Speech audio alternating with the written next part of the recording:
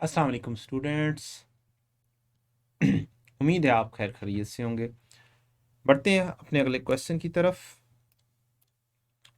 PTCL purchase TFCs of OIC limited on 1 January 18।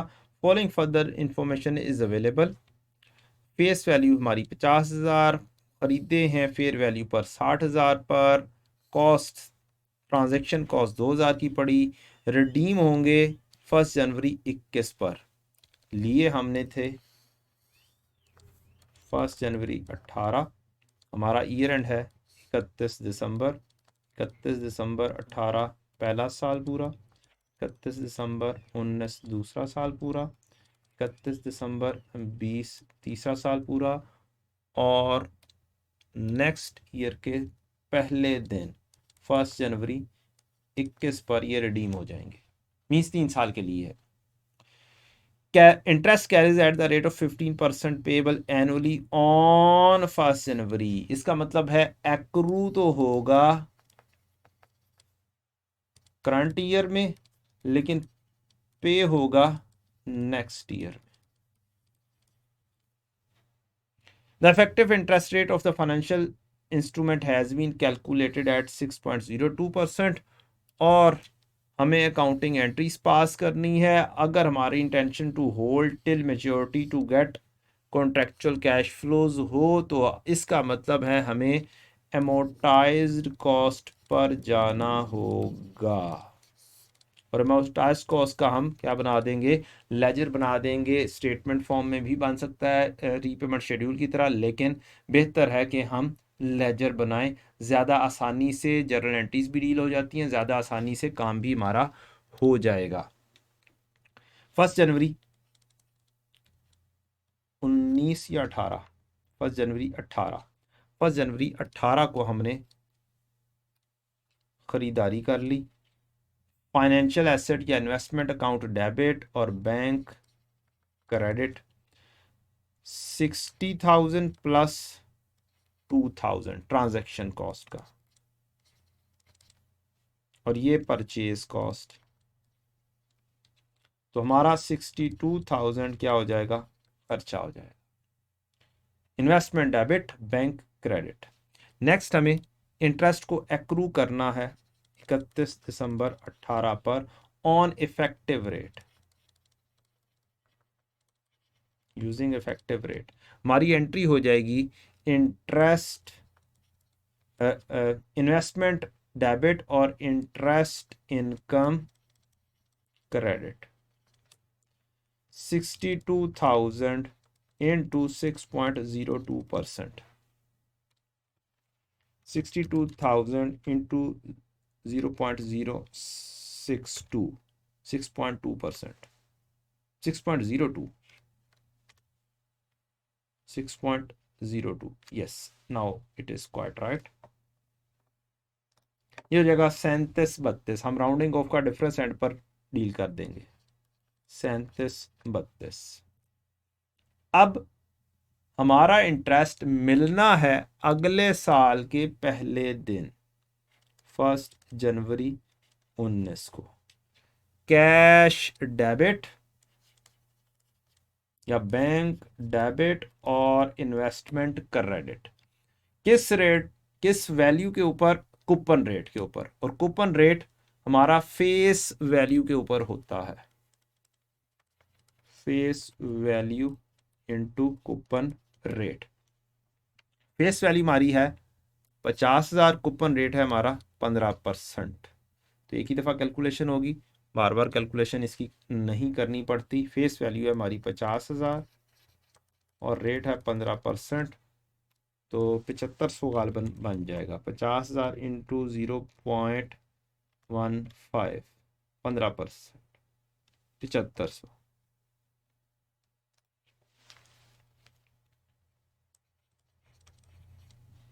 हमें CD workout करना है। अब जेन्युइनली अगर मैं कहूं अगला पूरा साल की वैल्यू आप किस तरीके से निकाल लें कि अगला पूरा साल हमारा इंटरेस्ट कौन सा रहेगा, किस वैल्यू के ऊपर देना होगा। कैलकुलेशन में हमें 31 दिसंबर 18 पर कैरेट डाउन तो निकालना है, वो बैलेंस शीट की प्रेजेंटेशन के लिए निकालना होगा, लेकिन फॉर द इंटरेस्ट अभी हम देखेंगे किस तरीके से हमें निकालनी है, कैलकुलेशन करनी है। ये हो जाएगी हमारी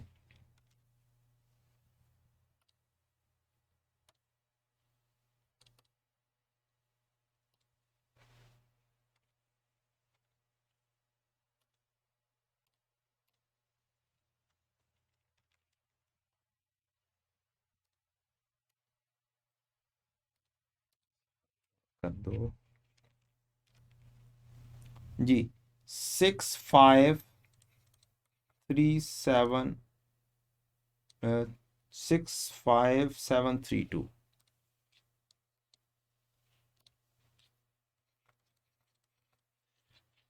1 जनवरी 19 65732। अब साल के पहले दिन मेरा बैलेंस हो चुका हुआ है 65732 माइनस 7500। तो इस वैल्यू के ऊपर मुझे पूरा साल में इंटरेस्ट एक्रू करना है। किस वैल्यू के ऊपर दोगे? एक्चुअली बस ईयर एंड चेंज हुआ है, ईयर एंड के ऊपर हमारे पास क्लोजिंग आ जाता है अमोर्टाइज कॉस्ट का। अब वो अगले दिन जा पड़ा है, तो अब अगले दिन जा पड़ा है तो लेकिन पहले दिन मेरे पास वैल्यू क्या है जिसके ऊपर जो सारा साल एक हिसाब से मेरा रिसीवेबल रहा, वो क्या रहा? वो मेरा रहा 65732 माइनस 7500। ये मेरा बैलेंस बन चुका हुआ है 58232। कब? 1 जनवरी पर ही। तो 1 जनवरी को बैलेंस 1 जनवरी टिल 31 दिसंबर रहा 658,232। ये हम यहाँ पर लिख लेते हैं 1 जनवरी 19 पर जो बैलेंस रहा 65732 माइनस 7500 इक्वल टू 58232। ये वो वाला पैसा है जो मुझे लेना है, और ये वो वाला बैलेंस है जो पिछले साल के एंड पर होता अगर हम पेमेंट 31 दिसंबर 18 को ही कर देते। अगले दिन पहले दिन पर आई है, इस वजह से थोड़ी सी वर्किंग में चेंजेस लानी पड़ेगी बस। अब हम पूरे साल का इंटरेस्ट जो कैलकुलेट करेंगे 58232 पे करेंगे। 31 दिसंबर 19 interest income, investment account debit, interest income credit 58232 into 15% into 6.02% into 6.02%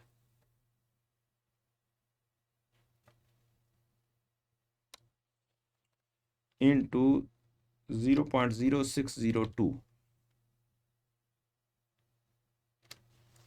3506 is my the interest.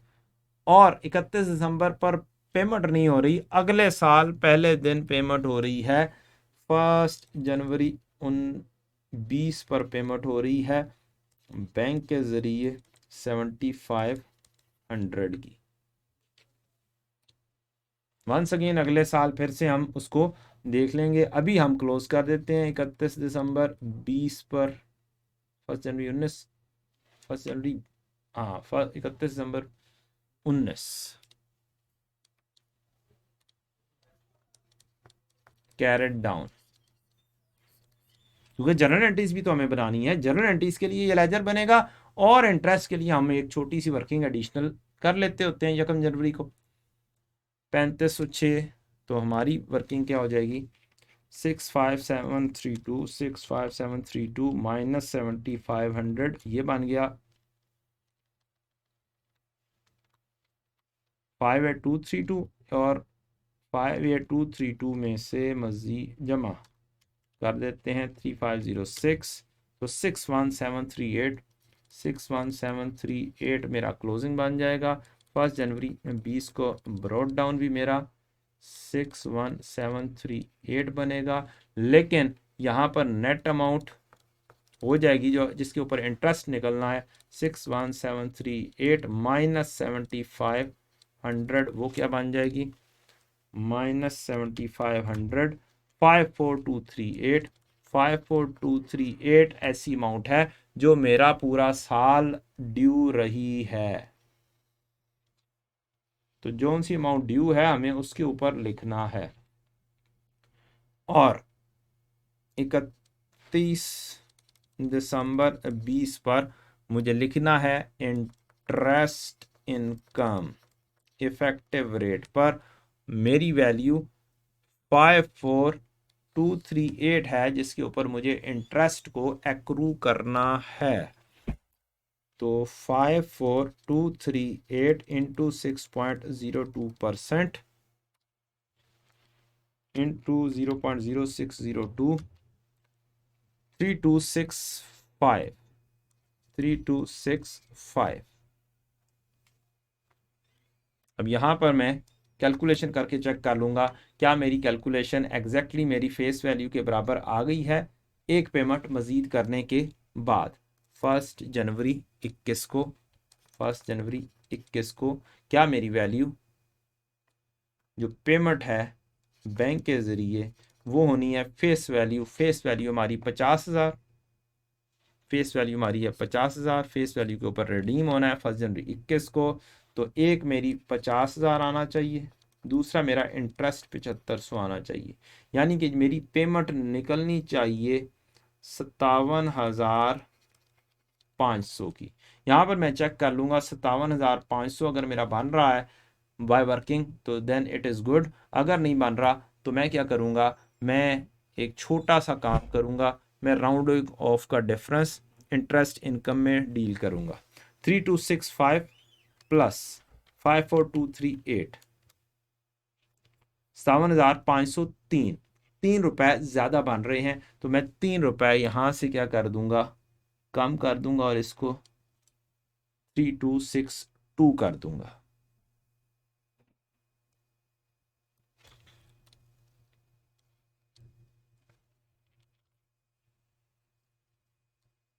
अब हम बकायदा काट के कर देंगे, कोई मसला नहीं है। पेपर में 3262 ऐसे करके लिख देंगे, ऐसे काटेंगे 3262 लिख देंगे और कैरेट डाउन फिर बना देंगे कि हमारा कैरेट डाउन बन रहा है 31 दिसंबर 20 पर। कैरेट डाउन मेरा बन रहा है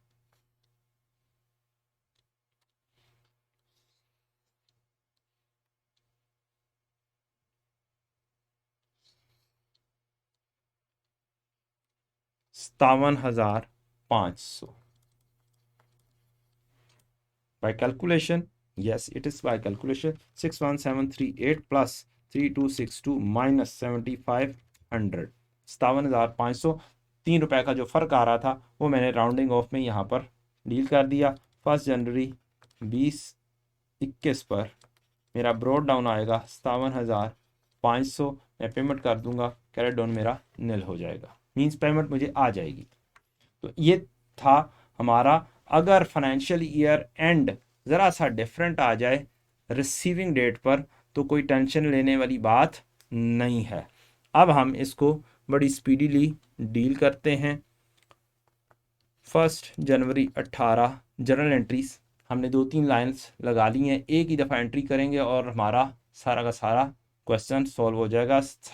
तमाम सालों की एंट्रीज 1 जनवरी 18 पर एंट्री हो रही है। इन्वेस्टमेंट डेबिट और बैंक क्रेडिट। पहली एंट्री 60,000 की। ट्रांजैक्शन कॉस्ट भी आपकी इन्वेस्टमेंट अकाउंट को ही जाएगी, इन्वेस्टमेंट अकाउंट डेबिट और बैंक क्रेडिट 2,000 की। ये मैं जानबूझ के अलग कर रहा हूँ, you can combine it. Next entry आपकी है इंटरेस्ट इनकम 31 दिसंबर 18 पर। 31 दिसंबर 18 आपकी एंट्री है इन्वेस्टमेंट अकाउंट डेबिट और इंटरेस्ट इनकम क्रेडिट। कितनी? 3738। 3732। अब 31 दिसंबर 18 पर आपकी रिसीविंग की एंट्री नहीं है, तो 2018 को आप यहां पर रख छोड़ें।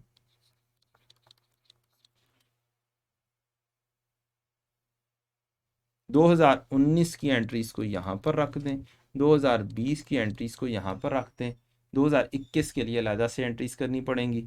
तो 1 जनवरी 19 को पहली एंट्री आ रही है एंट्री के हिसाब से, 1 जनवरी 19 को कैश आ रहा है। अब मैं कौन सी एंट्री पास करने जा रहा हूँ, मैं इस 7500 की एंट्री पास करने जा रहा हूँ। अभी मैंने इसकी एंट्री पास की है। 1 जनवरी 19 को मेरा कैश आ रहा है, तो मैं एंट्री पास करूंगा cash debit investment account credit. Cash आ रहा है मेरा 7500 का, है ये 18 से रिलेटेड कैश मिला 19 में, तो जनरल एंट्री तो 19 में बननी है। इसके अलावा 19 में 31 दिसंबर 19 को सेम यही वाली एंट्री हो जाएगी, कोई प्रॉब्लम नहीं है, डेट आगे पीछे हो भी जाए तो। 31 दिसंबर 19, या आप थोड़ा सा प्लानिंग कर रहे तो ये वाली कैश की पहले एंट्री ले आए 1 जनवरी को।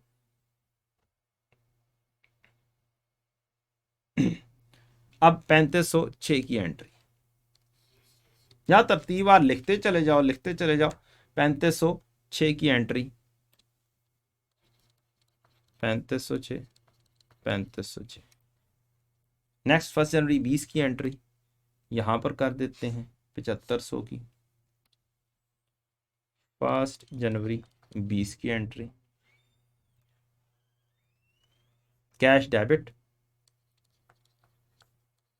और इन्वेस्टमेंट अकाउंट क्रेडिट। पूरे साल की इनकम 3262, 31 दिसंबर 20 को, तो 31 दिसंबर 20 बस डेट लिखनी है आपने और अमाउंट लिख देनी है 3262।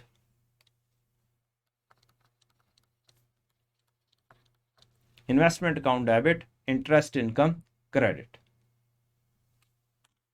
सीडी आ जाएगा। और फिर आखिरी एंट्री है 57,500, इंटरेस्ट भी और प्रिंसिपल भी। ये हमारे कैश फ्लोज हो गए, 57,500 कैश डेबिट और इन्वेस्टमेंट अकाउंट क्रेडिट।